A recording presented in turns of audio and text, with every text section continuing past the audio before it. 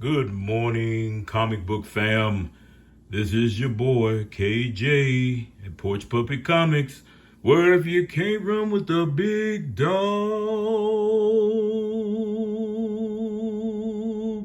stay on the porch. Again, we thank you. I thank the Lord for the subscribers. The subscribers are coming in. I think we're up to 76, 77 subscribers. I thank the Lord for all of you brothers and sisters that come in and just go ahead and sign up and maybe just looking at the channel for the first time and different things. And like I said, we try to be, wholesome channel. Just a preacher that likes comic books. And I give you the word, something to encourage you, something to get your mind stirred, as well as showing you some books. So as we said, we're working up. I'm still trying to decide what I'm going to do for the 100th episode. This is the reason why we're doing these PPC Hot Shots.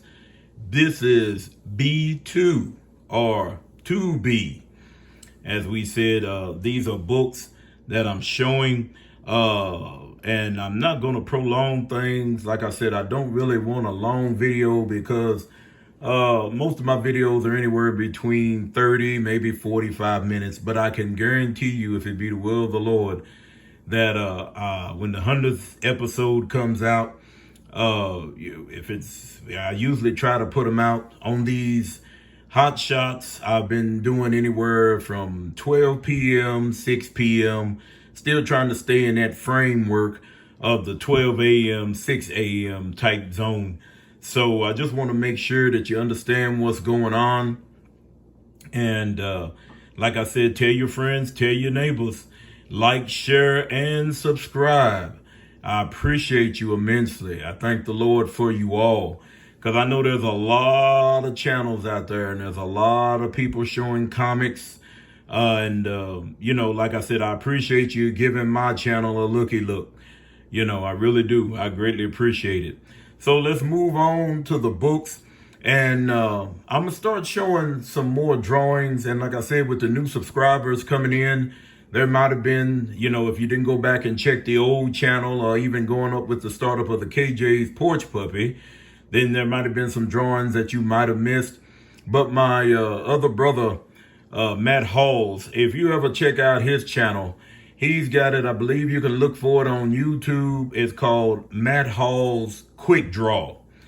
And this man is phenomenal. I've never seen anybody outside of, if you want to call them really bona fide comic book artists, sit up and draw with a Sharpie. And he's phenomenal. I'm gonna talk to him. He had went through the ages and put up a nice, very thick, square-bound book of his evolution from when he started drawing as a young lad on up until, now that he's still drawing and still doing things. He's had some things that's been published work, not in the comic vein, but even in the advertising. I'm going to talk to him, and maybe one day on the show, I'll show you his book that he had done, which I thank the Lord, he gifted me the book about a couple of years ago, and I still have it. I look through it, I show folks, and because I thank the Lord for coming around people that's got great artistic talent right here in this little Tri-County area, and I thank the Lord for him. Okay, enough of me jibber-jabbering. This book that you're looking at right now, what are you saying, KJ? There's no book here. All I see is a bag and a board and a $2 price tag up on the top corner. Yeah, I think that's a quick way, easy way. They write it on the book. It's not on the book, but on the bag. It's not on the board as well. But I told you I'm picking up some weird stuff. Ladies and gentlemen, boys and girls, comic fam, I present to you the weirdness of the morning.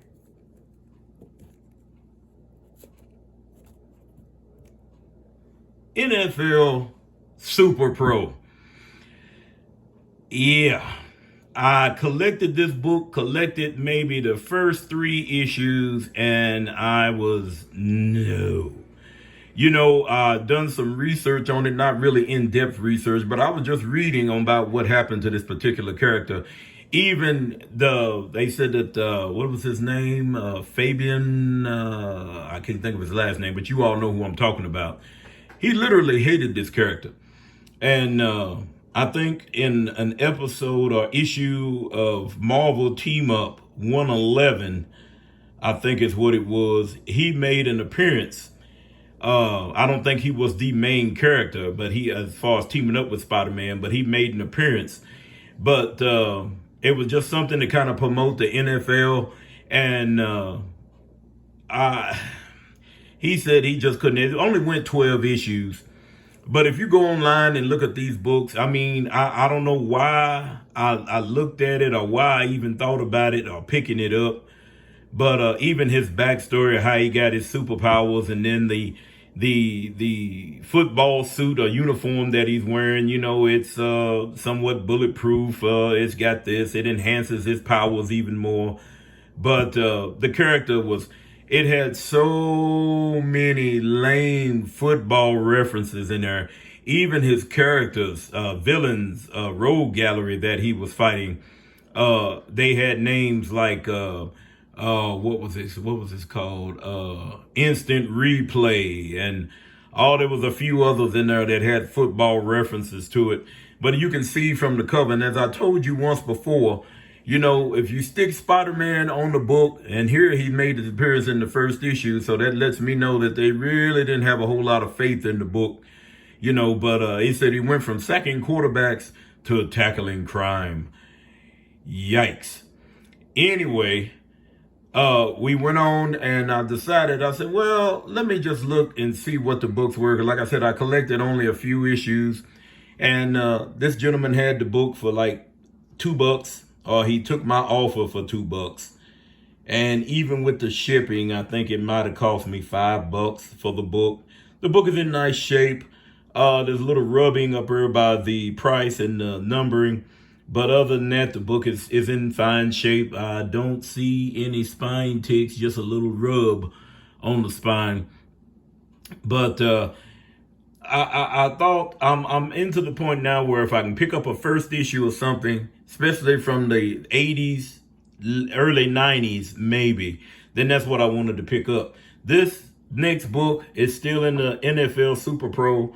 And like I said, I didn't stay with it long enough. But this one here, it caught my eye. Never seen it, haven't heard of it, but it's him and Cap, and they're going up against Crossbones. And I like Crossbones as a villain. He about took Super Pro out in this book. Well, anyway, the first and the 8th issue, I may wait until I get back out hunting again and look in the wild to try to find the 12th issue. People are asking crazy money on eBay for the 12th issue, and some woman was asking even crazy money for these particular books. But I guess, you know, this is still in the 30th anniversary vein for Marvel in 62 and 92. So, but I like the cover, and I like Captain America. And of course, Captain America was giving him a pep talk, talking about he liked the color of his uniform. He's definitely in the right vein and what have you. But anyway, you can judge for yourself. Let us get back into the books. Megaton, number 2, an anthology book. Main character being Megaton, that gentleman on the cover. Introduced to several nice characters. I think I showed number 1. I keep these in the collection because they are extremely hard to find. If I knew back in the day, just like I'm sure the rest of you did, if I knew back in the day that the 3rd issue was going to be the romper stomper of the whole run, then I would have went on and kept it. Because see, even in this particular run, there was a advertisement for Rob Liefeld's Youngblood, and the iteration that he had of them in the advertisement, the characters look nothing like they do now. And I think I happened to find another one, and I kept it, and I've shown it on the channel. It might have been in the first iteration of the channel. But anyway, this book here, it premiered a lot of people. Of course, Megaton. And they used to put in there in the book where him and Megaton Man was sitting up there talking and having a conversation. It was an advertisement, something goofy. But I enjoyed this particular character and his particular setup. He gained his superpowers because he has two hearts. And something else, a backstory I can't remember. But another black character, and you don't really see much of him anymore. The only two characters that I can remember that actually made it to where it really they got into the mainstream was this next book here. And this is what I was telling you about. If I'd have known, this was the only issue that's affordable that I could get of this book. And it's a Wizard Ace edition. It's got that acetate cover on it, where you open it up and it's, kind of clear plastic. But it's him versus the Savage Dragon. Now, what they did on this particular cover is the iterations of these characters as they are now. In the particular book, which in the second issue, Dragon made his appearance where he's being talked to to the family. And he's got a family, he's got a wife, he's got a daughter, and he don't have the big fin on his head like he does now. It just looked like a little mohawk. And this gentleman that he's fighting, Vanguard, is another character that made it into the 90s. Savage Dragon is still going right now. I like the character as a whole, but it's Larson gets a little raunchy with his stuff, and you have to just kind of, like I say, you draw the line. If I can't show it to my kids, I don't need to be looking at it, but in this particular book here, there was even, I noticed as I was going through the book, there's Vanguard, the alien that he's fighting, has got the reporter that was doing the story on him because he had saved a life from something. Then they get romantically involved. There's a shot where she's in there meeting him on his space station, and well, let's just say they was embraced in a hug and a kiss as he got in there, but she was in his nightshirt or her nightshirt, and of course they was showing a little rear end, and like, well, okay, here we go. But anyway, Megaton number 3, look it up on Facebook, not Facebook, but eBay, and check out what it is. Even the Ace edition is kind of pricey because now they talk about all this first appearance, second appearance stuff. And, he had a full one whole page with dialogue in the second issue. And that's when the president sent him after Vanguard. And so, again, this is Megaton 4. And I think it gives really the breakdown of his how he gained his powers and everything. And it's a good read. The whole anthology series is a good read. All right, let's move on a little quicker here because I done gabbed and gabbed. The next books I'm going to show you is a 3-part storyline called Standoff. And this has to do with Thor. And this is where Thor is just got to the point to where, you see the people pulling on him. We've seen the same type of cover or same type of thing going on here as it was with Superman, And I guess he decided he was going to do something. And I didn't notice until I was putting this together that, on the cover, these covers are connecting covers. Because you can see where Thor's in the background and you can see where his helmet is, where he looks more like Odin in this one. But even in the second part of Standoff, which crossed over into, the first part was Thor, second part was Iron Man, and the third part was the Avengers. But the second part is noteworthy because it was the first appearance or the debut of, he's got an Iron Man debuted a Thor Buster armor, which is made on the order of the Destroyer armor, as you can tell. And this story here, it took me a while to put all 3 of these together because it's a great story. If you're out in the wild and you pick it up, I advise you to go ahead and pick it up and give it a read. It's a good read. Or if you can't find it, I'm sure that they have it in trade, but it's just 3 issues and maybe you can get it in a lot. And you can see the books are in great condition. No spine ticks, corners are sharp. And I mean, it's a real good read. It is a real good read. And I like I said, usually there are books that I'm learning from other folks I've been talking to try to hold on to and keep in my collection. This is another book that you would think I would have got rid of, but I had one, if I'm not mistaken, years ago. But I'm going to keep this one because I like the facsimiles. Even though they got a $3.99 price tag, which, remember I told you, Price Puppy don't really like paying for new books. I don't know. You know, there's a few that I looked at, and there may be a stray that pop in every now and then. This is one of them. Sharp Dracula cover.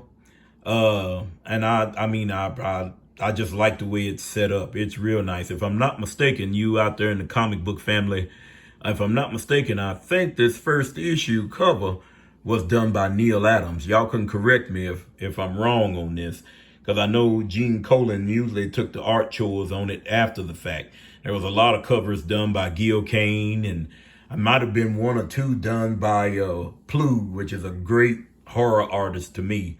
You know, the next books, we're going to get into a little Superman. All right.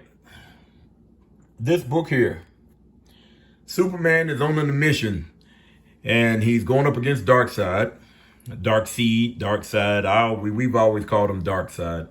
But anyway, in this book, he's going at it. It's a full-on battle. As I've said once before, if you've never seen the book, the cartoon with the Justice League Unlimited, where Superman just usually, the dialogue he had, as I told y'all, I wish in this day and time that my brother Arthur was still living. This man could tell a story to where you visualize it so much, you think you're actually reading the book. And he was breaking into trying to draw and different things, but where his forte was an artist. I mean, as a writer, he had wrote several Moon Knight stories, because another one, Moon Knight, was another character of his, but he was mostly in with the bad guys, you know. He loved the way the bad guys were set up. But in that particular cartoon, Superman is really unleashed. I loved his dialogue when he was talking to Darkseid about how he has to walk around like he's on eggshells, and everybody around him is like paper dolls, so to speak. And he had to be careful, had to pull in his strength not to hurt anybody. But then he told him, he said, but you big man, he said, this is a chance for me to really cut loose and show you exactly how powerful I really am. Look here, y'all. That was a great battle. I think I ain't seen nothing on that scale since Dragon Ball Z. And, of course, you know, Superman was dealing. He was dealing them up. But as you go on, of course, you know, these mega beams that Darkseid use, or nega beams, or omega beams, whatever they call them. But in this book, as he's done even on the cartoons once or twice, and even in his comic book battle, he took on Darkseid enough to where he grabbed his face and put his hands over his eyes and turned his omega beams back on him. And all this is what he was trying to do to go and save John Irons, or Steel, because this was during the invasion war that they had, and he was using, Darkseid was using Steel as a sort of an engine, sort of, for this giant robot, which, you know, Steel come back to life, so to speak, when he was about to kill his niece. This is a one-shot book. It ties up everything. It's a great book. If you see it out in the wild, do yourself a favor and pick it up. It's not a square bound, but it's bigger than an average comic book. And I thought it was real nice, real nice. Our scripture this morning will be coming from Matthew, the 7th chapter, and it's going from the 7th to the 11th verse, and it reads, "Ask and it shall be given you. Seek and ye shall find. Knock and it shall be opened unto you. For everyone that asketh receiveth, and he that asketh or that seeketh findeth, and to him that knocketh it shall be opened." 9th verse.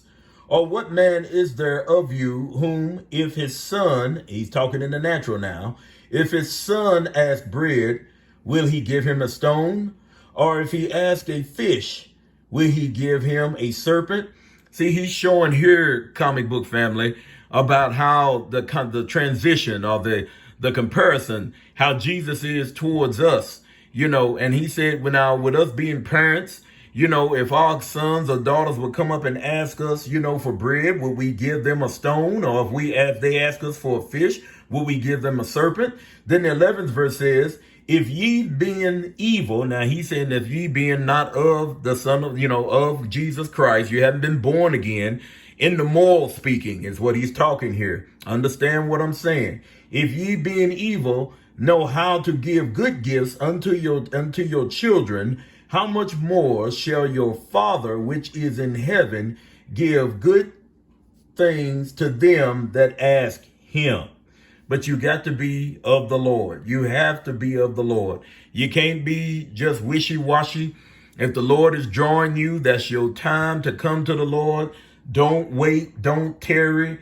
He's there. He wants to help you. He wants to save you. He wants to pull you out of what you in. He done it for me. He's done it for others.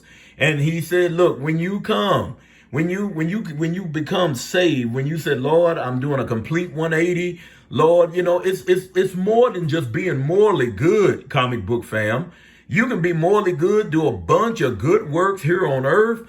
But if you haven't made that transition, if you haven't asked the Lord to forgive you of all your sins and then run for him, do what, according to what his word says, go out into the highways and the hedges and compel men and women to come to the Lord, because he know that time is not long. We see things going on in the world, and as I told you once before, we cannot become so desensitized to what's going on around us to where it's like, well, it is what it is. It's going to happen. Let it happen.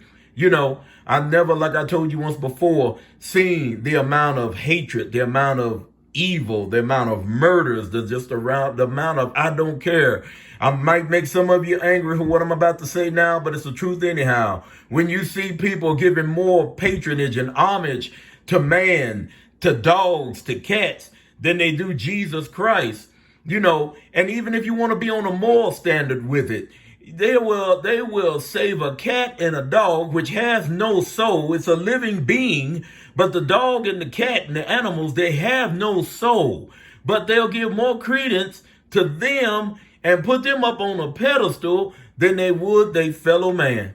And even the Lord speaks about that in his word. I'm trying to tell you, things are going on, comic book community, and you need to open your eyes. Look, a church mother had made a statement, had spoke on that we're running around with our eyes wide shut. Ponder that as you go throughout your day. Little drawing for you. If you remember this one, this was a book I done for Brother Rob. It was a ROM cover, blank cover, and he told me go wild with it, and this was the cover. So I ended up making a copy in a black and white, and he was pleased with it as well as I. That is the original, what it looks like in color. Like the way it turned out. Thought it was pretty cool. The next ones I'm going to show you, because we got more books coming. This is going to be a little longer video as well, but I had Night Tiger told me to take my time. I like Night Tiger. He shows some great stuff, great stuff. Brother Matt, this is for you. Back in the day, this was back in 1992, 32 years ago, I come up with this character called Force. And this particular character was supposed to be in par with, I would say, Power Man, Black Lightning, different things. But his whole demeanor and setup is almost, it was a book, and some of you in the comic book fam may know, it was a book that came out in the 70s, a magazine book. And I can't remember what the storyline was.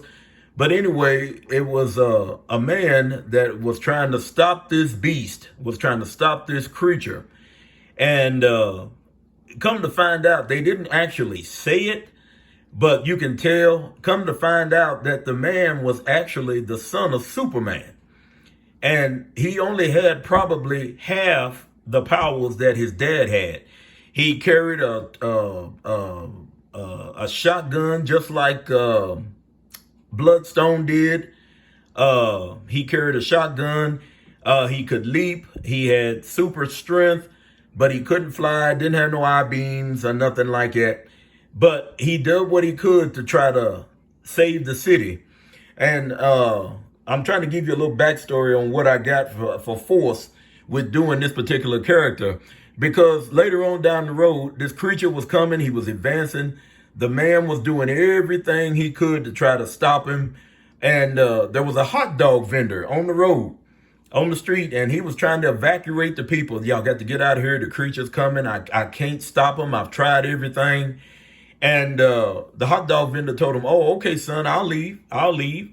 Well, as he was leaving, he ended up, next thing you know, the creature is being bombarded. And he's flying so fast that the man can't even see who it is, and subdues the creature. And once he subdues the creature, of course, they were patting him on the back and telling the man they don't know how he stopped him and whatever. And he told him basically he didn't stop him and he didn't know who did. Well, as they kept talking at the end of the book, the hot dog vendor, is still yet selling hot dogs and drinks. And he turns around and he looks at the camera and winks his eye. Well, looks at the reader and winks his eye at the reader. Because then that's when you found out later on down the road that was Superman. Marvel and DC was known for sneaking in stuff like that back in the day. Even if you go to the Death of Captain Marvel, you'll see Superman and Batman in there along with all the Marvel characters, as DC was yet paying homage to Captain Marvel dying. And we thought it was rather cool. But anyway, Force, 32 years ago, of course, in the 90s. And as we said, the leg bands, the trench coat, the Terminator sunglasses. This was an old black and white that I did. And I said one day I was going to go ahead and redo it. And just couldn't, had to go with the times. As you can tell, he had the hind type, what we used to call the fade back in the day. The beard, where I used to wear my beard back in the day, I said, I see what Kirby and them talk about, where you try to make folks that look like yourself or kind of have a little image about them. Got the patented F on his belt for force. Nothing really fancy. Like I said, he couldn't fly. He didn't have any other, superpowers about him, but he was I liked the character. Still planning on revamping him. The next character or the next phase of force, this one here, when I used to work on the road, this was 1998. And we had characters, the gentleman in the back that looks like a Deadpool ripoff, which he probably was, is our character that we came up with as our drawing crew was together. And his name is Rook. And we kind of based him off of Deadpool. We did. And we come up with some, names of different characters. This was trying to build the Forces Rogues Gallery, we drew them up, and then, of course, this is now going on almost into 2000s. So, shortened his hair, gave him a short haircut, gave him a goatee, nice thick one, nice little beard there, and as I said, these were the different styles and different ways that they was going on at that particular time. I kind of really like this iteration of him right here. Yeah, it's got more of a kind of a Power Man feel to him, which he was still yet merely based on him as well. The next one coming up, dealing with force, I didn't happen to put the date on this one, but it was done like within 2010, 2012. And this is the latest iteration of him. I got him down there and he's smashing a Superman insignia, and cracking it in half. This particular book here, the drawing, one I hold on to because, like I said, I'm still trying to figure out, trying to maneuver, working out with some different color schemes and different things as far as, with the black suit and everything like that, and the armbands and different things, which was some of the armbands and different things was taken directly from Luke Cage.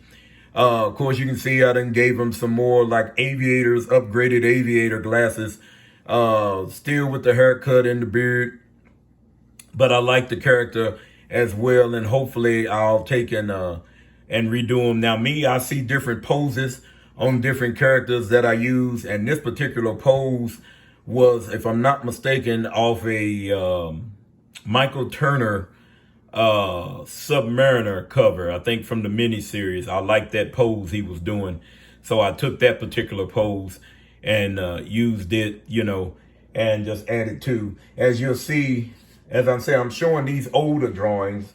This one here was done in Norfolk, Virginia in 1997 when Superman had his energy powers, and I was a big fan of Shazam, so I put Shazam in like that.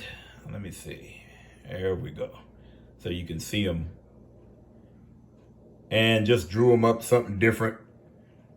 You know, I never did like the electric powered Superman. I dug the blue and the white suit and the red and the white suit. But I just stayed with this with Shazam just to see what it would look like. Just playing around with something. The last old picture I'm going to show you so we can get back to the books because I don't want to bore you. Let's go with Golem. This was done in Baton Rouge, Louisiana in 1998. Most of the time, if I said I'd done two things when I worked on the road doing computers and fiber optics. When we got into a new town, first thing I would do was look for a church. Second thing, I would look for a comic shop. And while the guys was out down Mardi Gras and Fat Tuesday and different things, then I was out doing this, and I enjoyed this immensely. And this was a character never really ever seen the light of day outside of this here, but just something I'm playing around with. And like I said, a lot of these old characters I may go back through and redo them. I'm gonna take a quick break, and we're gonna come back to part 2 of B2 KJ's Porch Puppy Hot Shots B2 or 2B. See you in a few minutes.